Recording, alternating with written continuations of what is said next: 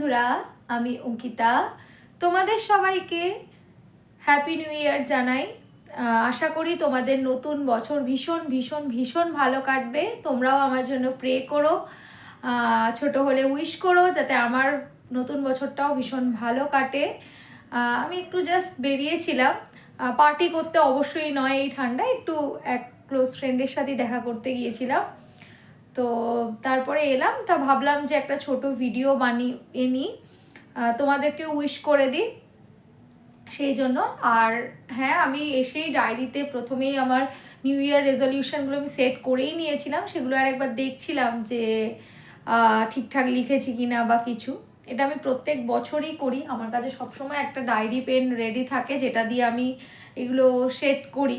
এই যে আমি অনেক কিছু লিখে ফেলেছি, তোমরা দেখতে পাচ্ছ কি না জানি না। তো যাই হোক, আমি লিখি অনেক কিছু, কিন্তু সব কিছু তো করা হয়ে ওঠে না। বাট আমার একদম স্ট্রিক্ট কিছু ডিসিশন, যেগুলো আমি এই 2025-এ অভিজ্ঞতাকে কাজে লাগিয়ে নিয়েছি, সেটা হচ্ছে যে আগে যেমন আমি সবার সাথে খুব ফ্র্যাঙ্কলি মিশতাম, এখন যদি আমি অনেকটা কমিয়ে দিয়েছি প্রিভিয়াস কিছু অভিজ্ঞতা থেকে। আগে আমি সব কথা সবাইকে বলতাম, বাট পরে সেটা বুমেরাং হয়ে আমার কাছেই ফিরে আসে, সেজন্য আমি আর সেইভাবে সহজ সরলভাবে কিছুই ভাবতে পারি না। মানে আমি সত্যি কথাও বলবো না, মিথ্যে কথাও বলবো না, কথা বলাই কমিয়ে দিয়েছি। আগে যেখানে আমি ভীষণ একটা কথা বলা মেয়ে ছিলাম। তো যাই হোক, যেটা বলছিলাম সেটা হচ্ছে যে 2025-এর যে এন্ডে এসে গিয়েছি আমরা, আর 1 ঘন্টা পরেই 2026 সাল পড়বে। তো আমার ক্ষেত্রে যদি বলো যে কি কি মেন রেজলিউশন, সে তো কেরিয়ারের দিক থেকে কিছু আছেই আছে, কিন্তু মেন যেটা সেটা হচ্ছে যে আমি নেগেটিভ যত মানুষ আছে জীবন থেকে তাদের সবাইকে বার করে দিয়েছি। আর যারা বা আছে তাদেরকেও আমি ধীরে ধীরে বার করে দেব, কারণ এখনও পর্যন্ত যাদেরকে আমি বের করতে পারিনি তারা আমার খুব ক্লোজ। কিন্তু এটা আমি মনে করি যে পজিটিভ কিছু করতে গেলে পজিটিভ মানুষের সান্নিধ্যে থাকা খুব প্রয়োজন।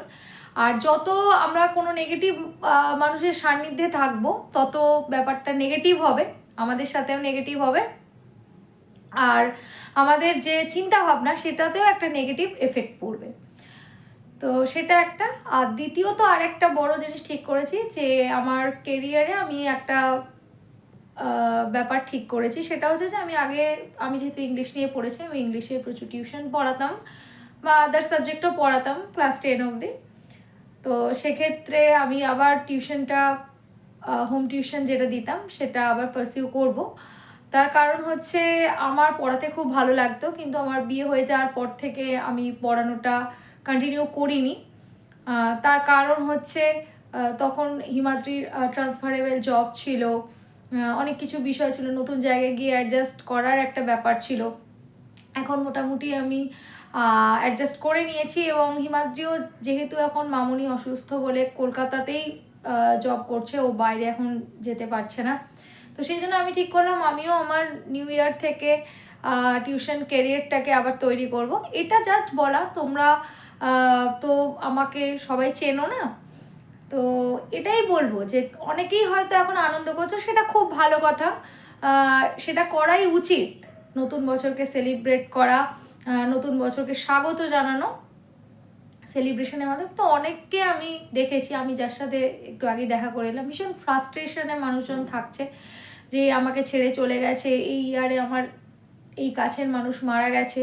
তো দেখো, এইগুলো জীবনের অঙ্গ হতে থাকবে বলে আমি মনে করি, কিন্তু আমাদের যেটা শিখতে হবে এর থেকে যে না, সেইগুলো নিয়ে বসে থাকলে হবে না, সেইগুলোকে জীবনে সঙ্গী করেই আমাদের এগিয়ে যেতে হবে। কিন্তু হ্যাঁ, নেগেটিভ মানুষদেরকে জীবন থেকে বাদ দিয়ে দিতে হবে।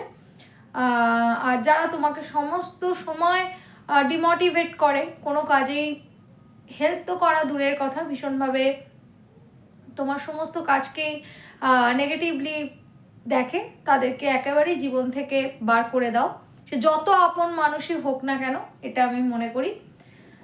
আর তোমরা যে কাজটা করতে ভালোবাসো আবার নতুন করে শুরু করো। হয়তো আজকে তুমি পার্টি করছো না, আনন্দ করছো না, কিন্তু বাড়িতেই হয়তো রয়েছো, হয়তো ভাবছো সবাই রিল শেয়ার করছে, সবাই ভিডিও করছে, যে এরা তো আনন্দ করছে, ঘুরছে, আমি বাড়িতেই রয়েছি, আমার জীবনটা কেন এমন হলো, বা আমার জীবনে কেন এই দুঃখটা এই বছর এলো, আমার তো নতুন বছরকে স্বাগত জানানোর ইচ্ছে হচ্ছে না। কিন্তু জানবে, পুরনোকে বিদায় দিলে তবেই নতুন কিছু আসে, এবং নতুন কিছু আসলে তখনই তোমার সাথে নতুন কিছু হওয়ার সুযোগটাও মিলবে বলে আমি মনে করি।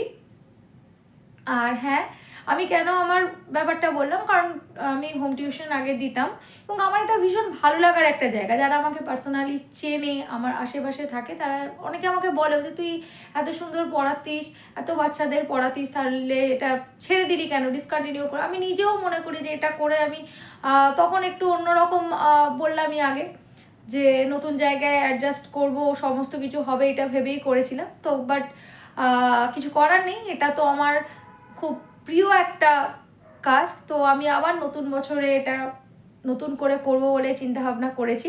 তোমরাও যদি কোনো কাজ ছেড়ে দিয়ে থাকো কোনো কারণে, কোনো পরিস্থিতির জন্য, কিন্তু আবার করে করার চেষ্টা করো, কারণ আমি মনে করি একটা নতুন শুরুই তোমাকে নতুন কিছুর দিকে এগিয়ে দিতে পারে।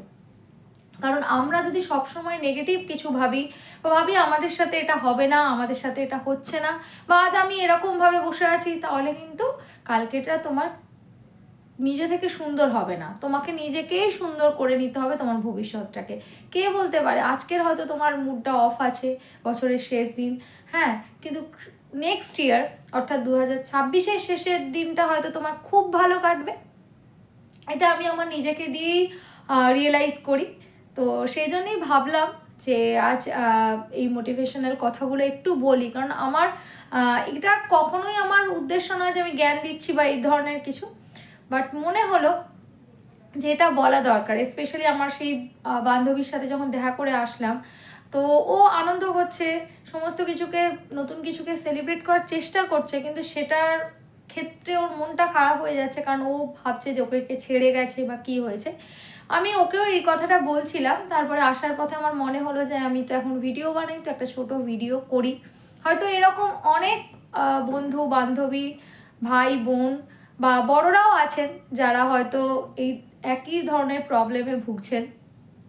তো সমস্ত কিছুকে ছেড়ে দিন, দিয়ে নতুন বছরে নতুন উদ্যমে যেটা করতে ভালোবাসেন সেটা নিয়ে এগিয়ে যান, নিশ্চয়ই কিছু না কিছু করতে পারবেন। আর এইভাবেই আমি নিজেকেও মোটিভেট, কারণ আমারও অনেক কিছু প্রবলেম হয় অনেক সময়, অনেক এই মানে এই এতটা বয়সে এসে আমি বুঝতে পেরেছি যে বহু মানুষ আছে যারা আপনার সামনে মিষ্টি মিষ্টি কথা বলে ভালো মানুষ সাজার চেষ্টা করে, কিন্তু আদৌ তারা ব্যাক স্টেপ করে।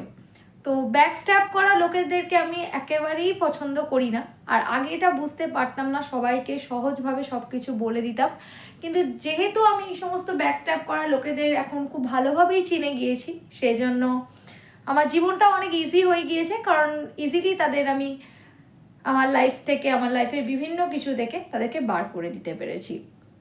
আপনারাও এইসব মানুষকে বের করে দিন, আর ভীষণ ভীষণ ভালো থাকুন। নতুন বছর আপনাদের ভীষণ ভালো কাটুক, এইটা বলে আমার ভিডিওটা শেষ করছি। আর যদি ভালো লাগে আমার ইউটিউব চ্যানেলটাকে সাবস্ক্রাইব করে দেবেন, আরও নতুন নতুন ভিডিও আমি দেব।